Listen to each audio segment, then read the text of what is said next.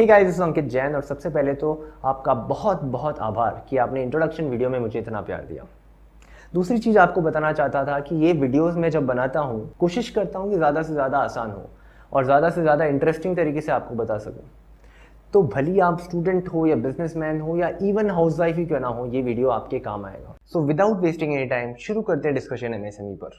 किसी भी कंट्री में स्मॉल बिजनेस और इंडस्ट्रीज को इकोनॉमी की बैकबोन माना जाता है। तो इन्हीं स्मॉल इंडस्ट्रीज को प्रमोट करने के लिए, इनको बढ़ावा देने के लिए 16 जून 2006 को गवर्नमेंट लेकर आती है एमएसएमई एक्ट 2006।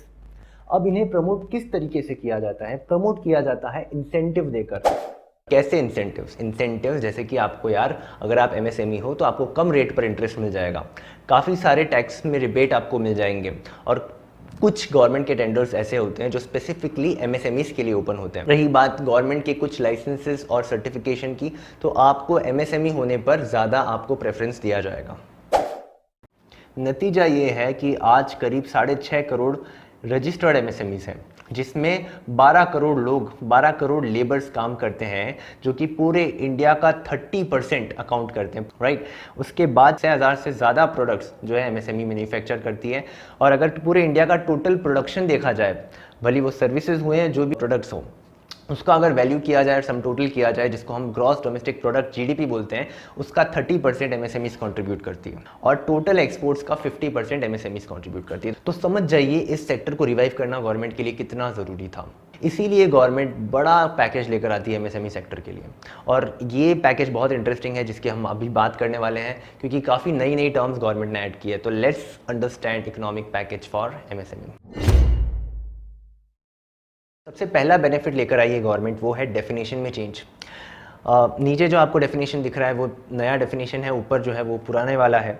तो यहाँ पे मैंने 3 चीज़ें नोटिस करी है जो चेंज हुई है। सबसे पहला, यहाँ पर लिमिट बढ़ा दिया गया है, और प्रेजेंटेशन में भी साफ साफ लिखा गया है कि गवर्नमेंट चाहती है कि आप और ग्रो करें, मतलब और ज़्यादा इन्वेस्ट करें। हम आपका बेनिफिट छीनेंगे नहीं, जल्दी नहीं छीनेंगे हम आपका बेनिफिट, ठीक है। तो जैसे कि आप देख सकते हैं, माइक्रो में पहले 25 लाख का लिमिट था और अब 1 करोड़ का कर दिया गया है। मतलब आप 1 करोड़ तक भी इन्वेस्टमेंट करते हो तो भी आपको माइक्रो ही बोला जाएगा। उसी तरीके से स्मॉल में 10 करोड़ तक कर लिया गया है लिमिट, और मीडियम में 20 करोड़। हालांकि यहाँ पर 1 जून को अभी और भी बड़ी राहत दी गई है और ये लिमिट 50 करोड़ कर दिया गया है, और टर्नओवर का जो लिमिट है वहाँ पर 250 करोड़ कर दिया गया है। दूसरा जो चेंज मैंने यहाँ नोटिस किया है वो है टर्नओवर।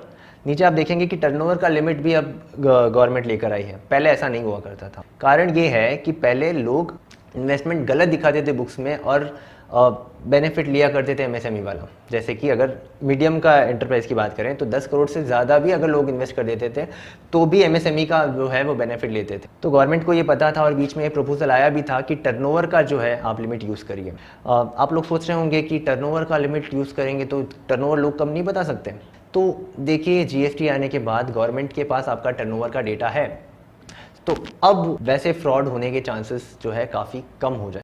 तो माइक्रो कैटेगरी आपको तब मिलेगी जब आपका इन्वेस्टमेंट भी 1 करोड़ से कम है और आपका टर्नओवर भी 5 करोड़ से कम है, राइट। तीसरा जो चेंज मैंने नोटिस किया है वो है कि पहले सर्विस एंटरप्राइजेस के साथ सौतेला व्यवहार होता था। आप देख सकते हैं मैन्युफैक्चरिंग और सर्विस एंटरप्राइज दोनों अलग अलग दिख रहे हैं, दोनों की लिमिट्स अलग है। अब दोनों को जोड़ दिया गया है, तो सर्विस सेक्टर के लिए भी वही लिमिट्स अप्लाई होती है जो मैन्युफैक्चरिंग के लिए अप्लाई होती है। एक और चीज़ बताना बहुत ज़रूरी है, क्योंकि अभी राहत जो मैंने मीडियम के अंदर बोला था कि 50 करोड़ जो इन्वेस्टमेंट की लिमिट अब 50 करोड़ हो गई है और टर्नओवर की लिमिट अब 250 करोड़ हो गई है, वो अभी 1 जून को ही वो चीज़ जो है गवर्नमेंट लेकर आई है कैबिनेट की मीटिंग में। और जो एक्सपोर्टर्स हैं उनके लिए बहुत बड़ी खुशी की बात यह है कि उनका जो टर्नओवर एक्सपोर्ट वाला है, उस टर्नओवर को इस टर्नओवर में जोड़ने की ज़रूरत नहीं है। यानी कि सपोज अगर कोई एक्सपोर्टर है जिसका 400 करोड़ का टोटल टर्नओवर है, जिसमें 200 करोड़ का एक्सपोर्ट टर्नओवर है, 200 करोड़ वो जो है वो इंडिया का टर्नओवर है, फिर भी उसको एमएसएमई का स्टेटस मिल जाएगा। यानी कि अब आप समझ सकते हैं बहुत सारे लोग, बहुत सारी इंडस्ट्रीज़ जो है एमएसएमई बन सकती है। बस दिक्कत इसमें यह है कि कहीं बड़ी मछलियों के तालाब में आने से छोटी मछलियों को प्रॉब्लम ना हो जाए, हो सकती है। खैर, अगले बेनिफिट की बात करते हैं। दूसरा जो बेनिफिट है वो है कोलैटरल फ्री लोन, यानी कि बिना गिरवी के आपको लोन मिल जाएगा। किन लोगों को ये लोन मिलेगा? तो वो एमएसएमईज जिसका ऑलरेडी लोन चल रहा था बैंक या एनबीएफसी के साथ, और जिसका आउटस्टैंडिंग अमाउंट यानी कि बकाया राशि एज ऑन 29 फरवरी 2020 25 करोड़ तक था, यानी कि 25 करोड़ या उससे कम था, और उनका टर्नओवर बिजनेस का 100 करोड़ या उससे कम अगर है, तो उनको जितना भी वो बकाया राशि था 29 फरवरी को, उसका 20% अमाउंट लोन की फॉर्म में मिल जाएगा, और उस लोन को रीपे करने के लिए 4 साल दिए जाएंगे, जिसमें 12 महीने का मॉरेटोरियम पीरियड है। मॉरेटोरियम पीरियड का मतलब फर्स्ट 12 मंथ में आपको प्रिंसिपल पेमेंट करने की जरूरत नहीं है, यानी कि मूलधन पे करने की जरूरत नहीं है। गवर्नमेंट लेकर आती है 100% क्रेडिट गारंटी बैंक और एनबीएफसीज के लिए, यानी अगर एमएसएमईज डिफॉल्ट करती है किसी कारणवश, तो उसका जितना भी पेमेंट बाकी है, इंटरेस्ट हो गया या प्रिंसिपल हो गया, गवर्नमेंट खुद पे करेगी। गवर्नमेंट के हिसाब से करीब 45 लाख एमएसएमईज ऐसी हैं जिनको इस स्कीम का फायदा मिलेगा। तो अगर वो 45 लाख एमएसएमईज की जो बोरोइंग देखी जाए 29 फरवरी 2020 को, उसका 20% का अगर हिसाब लगाया जाए, तो जो फिगर है वो 3 लाख करोड़ का बैठता है। राइट, तो चलिए अगले बेनिफिट की बात करते हैं। Subordinate debt for stressed MSMEs. Stressed MSMEs क्या है? स्ट्रेस्ड एमएसएमईज यानी वो एमएसएमईज जो या तो घाटे में है, चल नहीं पा रही है, या जिसका अकाउंट एनपीए क्लासिफाई कर दिया गया है। एनपीए क्लासिफाई अकाउंट कब होता है? जब बैंकों से लिए पैसे कोई चुका नहीं पाता है, तब उसका अकाउंट एनपीए क्लासिफाई किया जाता है। आमतौर पर ऐसे एमएसएमईज को कोई पैसा देता नहीं है, इसीलिए गवर्नमेंट इनको ट्रैक पर लाने के लिए बैंकों के थ्रू सबऑर्डिनेट डेट दिलाएगी। तो ये सबऑर्डिनेट डेट क्या है, इसको समझते हैं एक एग्जाम्पल की हेल्प से। सपोज मैं हूँ एबीसी कंपनी और मुझे बैंक ने दिया है सबऑर्डिनेट डेट, राइट। और सपोज मैं 3 साल बाद मेरी कंपनी जो है वो डूब जाती है, लिक्विडेट हो जाती है, तो क्या होगा? मेरे जितने भी एसेट्स हैं उनको बेचा जाएगा, और मेरे जितने क्रेडिटर्स हैं, मुझसे जो पैसा मांगते हैं, लेनदार हैं, उनको पैसा दिया जाएगा, राइट। तो उन सब में जो बैंक का हक बनेगा वो सबसे लास्ट में बनेगा। मतलब अगर मैंने पैसा दे दिया, सबको पैसा देने के बाद अगर पैसा बचता है मेरे पास, तो वो बैंक को पैसा जाएगा। तो एक तरीके से कैपिटल ही इन्वेस्ट कर रही है बैंक। अगर उस पैसे से बिजनेस चल जाता है तो बहुत बढ़िया, बैंक को पैसा मिल जाएगा, और अगर नहीं चल पाता तो उस केस में बैंक का पैसा डूब भी सकता है। अब 20,000 करोड़ में जो भी नुकसान बैंक को होगा, उसमें 4,000 करोड़ का जो नुकसान है वो सेंट्रल गवर्नमेंट सहन करेगी। इस स्कीम से करीब 2 लाख एमएसएमईज को फायदा पहुंचेगा। तो चलते हैं अगले बेनिफिट की तरफ, जो कि और भी इंटरेस्टिंग है। तो इस बेनिफिट को समझने के लिए कुछ बेसिक चीजें समझनी पड़ेगी। वो एग्जाम्पल लेते हैं एबीसी लिमिटेड वाला। मेरी कंपनी है एबीसी लिमिटेड। अगर किसी को मेरी कंपनी में पैसा डालना है तो 2 तरीके हैं।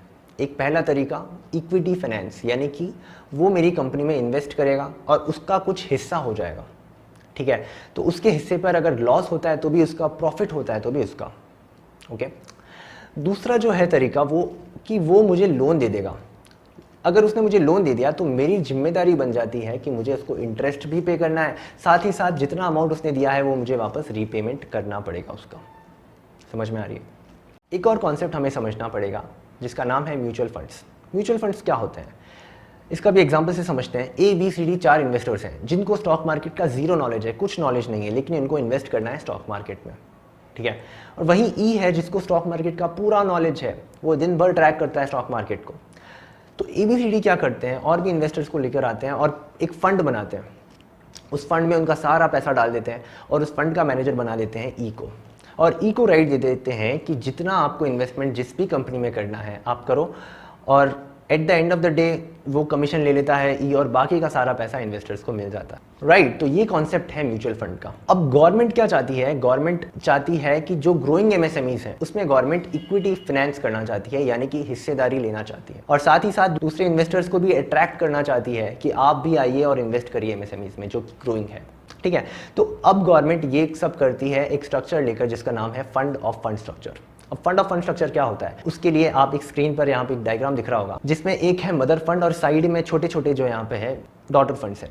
अब डॉटर फंड्स क्या है? डॉटर फंड्स भी एक तरीके से म्यूचुअल फंड्स है, राइट। तो अब गवर्नमेंट क्या करेगी? गवर्नमेंट मदर फंड में इन्वेस्ट करेगी 10,000 करोड़ रुपए, और ये मदर फंड जो है वो सिस्टमैटिकली इन्वेस्ट करेगा डॉटर फंड्स में, राइट। और ये डॉटर फंड्स और भी इन्वेस्टर्स को लेकर आएंगे और ये सारे मिलकर MSMEs जो कि ग्रोइंग MSMEs हैं उसमें इन्वेस्ट करेंगे। तो गवर्नमेंट ये अनुमान लगाती है कि अपना 10,000 करोड़ के साथ साथ वो दूसरे इन्वेस्टर्स का भी 40,000 करोड़ और लेकर आ जाएगी, और इसी तरीके से 50,000 करोड़ का इक्विटी फाइनेंस यानी कि हिस्सेदारी ले ली जाएगी ऐसी MSMEs में जिसमें ग्रोथ पोटेंशियल है। समझ में आ रही है बात, राइट। तो ये बहुत ही इंटरेस्टिंग कॉन्सेप्ट है जो गवर्नमेंट लेकर आई है। चलिए अगला बेनिफिट देखते हैं।